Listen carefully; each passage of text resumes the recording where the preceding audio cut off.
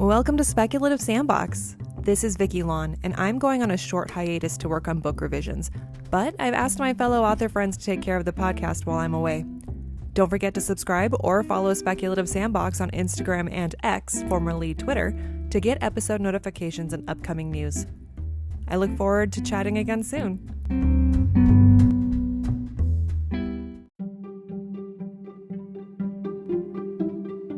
Superheroes are tricky to work with in stories because they're among the most outlandish fiction ideas for people to believe in, especially in a live-action movie or TV show when that unusual hero is placed in what otherwise seems like a real world. Even if the character has no special powers like Batman or Zorro, it's still pretty hard to believe that someone would dedicate their lives to running around foiling crimes while they're wearing a special suit or mask. So, for an audience to believe that a superhero exists in the story, they first need to see how that hero came to be. Not just how they became a unique hero, but also why. What made them become a hero, unlike all of the other people around them? And in particular, what made them become a superhero? Hi, I'm D.A. Randall, and I write fantasy and action thrillers that read like blockbuster movies. And for this episode of Speculative Sandbox, I'm talking about a trope that I really love, the birth of a superhero. First, what makes someone a superhero? Is it having superpowers? No, because some people with superpowers become supervillains. Or some people with powers want to keep their powers hidden for their own privacy or safety. So is it being heroic? No, because we know that lots of story characters can be heroic without being superheroes. Police officers, soldiers, firefighters, secret agents, Jedi Knights, vampire slayers, hobbits, Hogwarts wizards and witches, and even doctors with sonic screwdrivers who travel through time and space. All of these characters can be heroic and even self-sacrificing, but we would not label them specifically as superheroes. To be a true superhero requires two things. First, the decision to become a unique hero outside of what orthodox heroes like police or military are already doing. Second, the mask and/or costume that identifies that person as a superhero. Just like a police officer's badge, a superhero uniform identifies them as a volunteer helping others, establishing a certain persona that allows people to recognize them at a glance and know that they're there to help. For example, the Lone Ranger is a Western superhero, even though he's essentially the same as any other Western cowboy hero. But he identifies himself to others as a unique hero with a unique name and identity, along with a mask that tells people he's not just like any other hero, but he is the Lone Ranger. And so the way he does things is a superhero method, even though it's very similar to most other cowboy heroes. When we witness the birth of a superhero, we see a person who is choosing to enter that life as a unique hero that others can recognize. Now, there are different ways for people to begin that life. Some people seem to be born as heroes, yet they still have to choose a heroic life. Two excellent TV series have explored the long road to making this choice, Smallville and Gotham. Smallville shows a young Clark Kent learning what his powers are over time and how he can control them, while he's trying to figure out what his ultimate purpose in life would be. Gotham shows a young Bruce Wayne trying to find a way to right the wrong of his parents' murder as he gradually discovers what he can do and the skills that he needs to develop to pursue justice. Throughout each of these TV series, we see glimpses of what we know these characters will become as adult superheroes, Superman and Batman, and it's a lot of fun to see their ultimate superhero identities develop. Now, Superman in particular seems to be born a hero. He literally has the most incredible laundry list of superpowers imaginable, and he's virtually invincible. He has all these powers from birth, from the moment he arrives here on Earth. But he's not yet a hero. He simply has special powers. Those powers lead him to find his true purpose and ultimately use his powers to save the world. Superman the movie was an important landmark in superhero films because it was the first movie to successfully show the birth of a superhero. Up until that point, most people didn't believe that a serious superhero film could ever be made.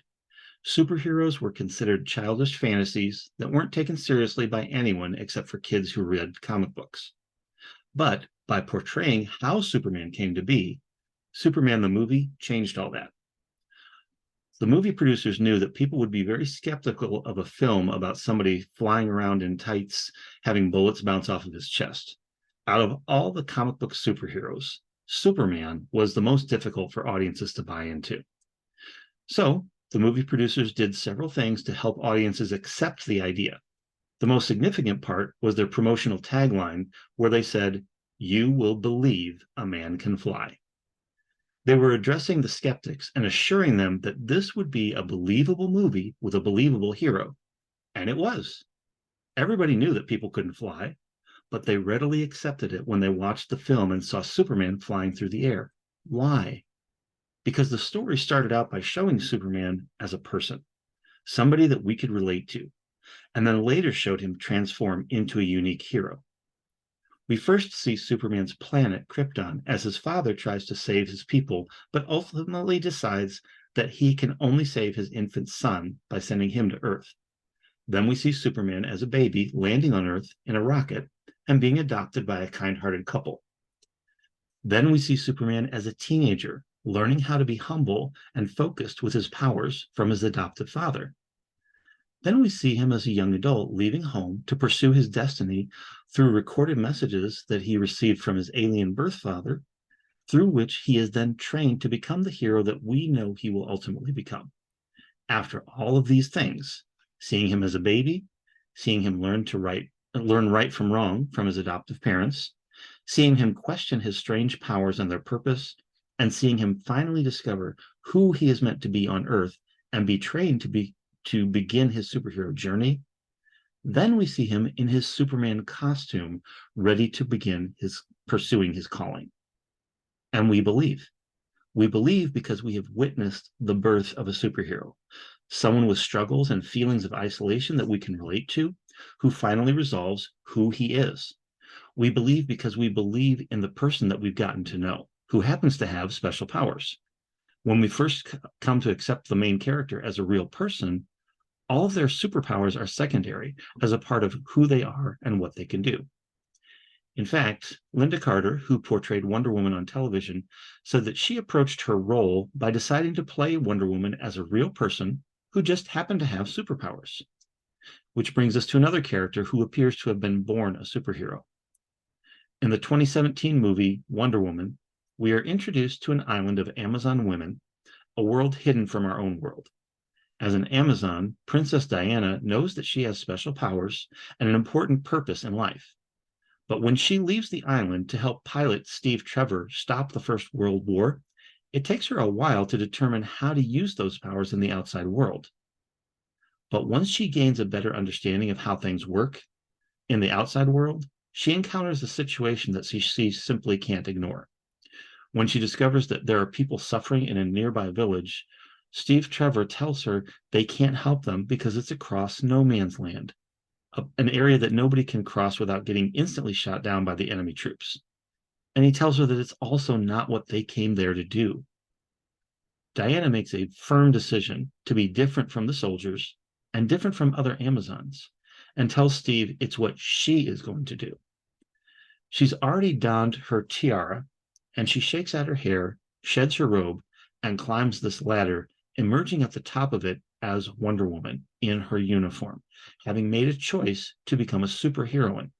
She always had power, and she was always an Amazon, but in that moment, she chose to be something more as a unique heroine. Now, Superman and Wonder Woman are born with powers and a certain sense of purpose. But what about other superheroes? How did they get their start? Some superheroes intentionally pursue a heroic life, whether they have powers or not. But what leads them to that decision? One of the best examples of the birth of a superhero is Spider-Man in the original movie with Tobey Maguire. He starts out as Peter Parker, a nerdy high school kid with a long-standing crush on his next-door neighbor, Mary Jane Watson, MJ for short. When he gets bitten by an experimental spider that gives him weird superpowers, he decides to use those powers to impress MJ and win her over. After MJ gushes over another guy's car, Peter enters a wrestling match to win prize money for his own car, knowing that his super strength will help him win the match. Before the match begins, his Uncle Ben warns him to be careful about the choices that he makes in life and what kind of a person he might become.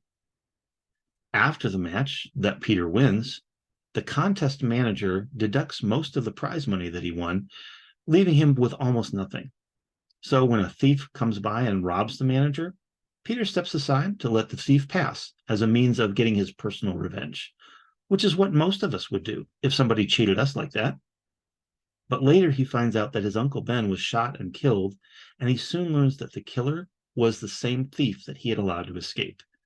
He then remembers his Uncle Ben's warning, with great power comes great responsibility. He had power, but he was using them for himself. But now his remorse over what he could have done to stop a criminal and save his uncle's life leads him to pursue a new life, using his powers to stop criminals and help people, even if he gets nothing in return for it. After starting out using his powers in a completely selfish way, Peter becomes so selfless that he even gives up his dream relationship with MJ in order to keep her safe from his enemies. In the movie Batman Begins, we see Bruce Wayne as a normal man with no powers, driven to pursue some form of justice after his parents were murdered. He feels that he can't trust the police because of widespread corruption in the police department, so he trains himself to fight criminals on his own. But what he hopes to accomplish is so extreme that he needs a lot of help to pull it off. What's most significant about this film is that it shows us for the first time how Batman could actually do all of the things that he does. Not just what he intends to do or why, but how he's actually able to accomplish it. Until this movie, Batman was always identified as a millionaire who trained himself to be the perfect crime fighter, perfect detective, perfect expert combat fighter with an in-depth understanding of chemistry, finance, criminal schemes and practices, computers and technology, and a vast array of gadgets and vehicles. It's pretty overwhelming. In the movie Batman Begins, we see Bruce receiving training from the League of Shadows, a deadly group of ninja warriors who are also intent on pursuing justice, like he is. He learns various forms of combat and stealth, including training with weapons. This makes sense of the fact that Bruce then becomes an expert fighter. Later, he gets additional help from a tech expert, Lucius Fox, who secretly supplies him with various gadgets and vehicles for his private war on crime. This makes his various tools and technologies seem far more credible. In addition, Bruce has his faithful butler, Alfred, who supports him, but doesn't agree with all of his choices. And he has to keep him grounded by occasionally correcting him. This helps us see that even with his multitude of skills, Bruce is still human and he can still make the wrong choices without Alfred's wisdom to help guide him. Finally, Bruce adopts a costume and persona to resemble a bat, but he chooses to do that because of his own fear of bats. He realizes that he can use a costume to create the same kind of terror in his enemies. As he overcomes his own fear and becomes comfortable being surrounded by a swarm of bats, Bruce becomes a different person, embracing his identity as a mysterious superhero that no one will see coming. He had intended to become a hero fighting for justice for a long time, but when he chooses to identify himself with the bats, he finds the means for accomplishing his goals, and in that moment, he is born as a unique hero. Another character who intentionally wanted to pursue a heroic life is Steve Rogers in the movie Captain America, The First Avenger. He's a patriot who wants to serve his country by fighting against the Nazis, but he's too small and thin to qualify as a soldier. But because a scientist sees how much heart he has, he chooses Steve as the test subject for his experiment to make a super soldier, giving Steve incredible strength and speed to fight and actually accomplish the goals he's had. Steve wanted to be a hero and serve others all along, but when he's given the means to actually achieve that, he starts to become a hero. But since the army doesn't consider his powers sufficient to help the war effort all by himself, Steve ends up taking a job in the USO show, entertaining the troops as a fictional character called Captain America, wearing a red, white, and blue stage costume. But he soon feels like more of a joke as the soldiers reject him, feeling like he's really not doing anything to help them. Later, when Steve chooses to lead a raid to rescue his fellow soldiers from behind enemy lines, while still dressed in his USO stage costume, he becomes a superhero. He becomes a real-life Captain America. Now, while some people are born to be heroes, apparently, and some others choose a path to become a hero, there are other heroes who are reluctant, yet they end up becoming superheroes anyway. They're forced to become heroic whether they want to or not. In the movie The Rocketeer, young pilot Cliff Secord accidentally discovers a powerful rocket jetpack that allows him to fly. His mechanic friend Peavy tests it out with him and creates a special helmet with a rudder that allows him to steer himself while he's in flight. They want to test this out further, but when a friend of theirs is in danger of crashing a stunt plane, Cliff insists on using the rocket to save him. With the helmet in place, he becomes publicly known as a hero who is soon labeled the Rocketeer. Cliff realizes that this is a government jetpack device and he wants to return it so that he can stay out of trouble. But then, when his girlfriend is kidnapped by criminals and Nazis also get involved, he chooses to use the rocket again to rescue her, continuing to act as a superhero in spite of his wishes to stay out of it completely. In the same way, Wolverine is a reluctant hero in the X-Men film. When several people develop strange powers and are labeled mutants, the rest of the world fears what these mutants might do, thinking that they're dangerous. Wolverine is a mutant himself with special strength and abilities and sharp claws that can extend out from his hands. He doesn't want to join the X-Men, who are all training to use their powers for good as mutants, but he's drawn into a war between good and evil mutants against his will. When a young girl that he cares deeply about, Rogue, is kidnapped by the evil mutants, Wolverine suits up with the other X-Men to rescue her and to stop the evil mutants from destroying the human race. Having trained themselves for this moment, Wolverine and the other X-Men now go into battle as official superheroes. The birth of a superhero gives us the opportunity to believe in these heroes as characters. We're introduced to them as people, even if they're people from a foreign world like another planet or a mythical island, and we can relate to their personal struggles. As we see them gradually make choices that lead them to their superheroic life, we can believe in their eventual role as a superhero because we see it gradually unfolding in a believable way. Now, personally, I love superheroes so much that I created my own superhero for a series I write called The Red Rider. She's a 16-year-old scar-faced Red Riding Hood who's fighting an evil cult of werewolves. But everything about her happens gradually, one change at a time. As a child, she convinces a friend to teach her how to fight so she can defend herself against local bullies. She later convinces her father to teach her how to hunt to defend herself against the wolves that keep attacking their village. She also inherits a horse that she names Crimson because she loves everything red, and she learns how to do trick riding and builds a strong bond with him. When she's older, she discovers a full-size red hooded cloak just like the one she used to wear as a child before she was attacked by a wolf that scarred her face. Her father had put away the cloak so that they wouldn't draw too much attention. Now she decides to wear the red cloak as a sign to the wolves and to herself that she's fighting back against them and their reign of terror. Her inventor friend, Pierre, provides her with a repeating crossbow and other gadgets, and she even acquires a secret underground base where she can safely retreat from the wolves after a battle. If you're interested, you can find books of the Red Rider saga along with my other stories at my website, Randall Allen Dunn.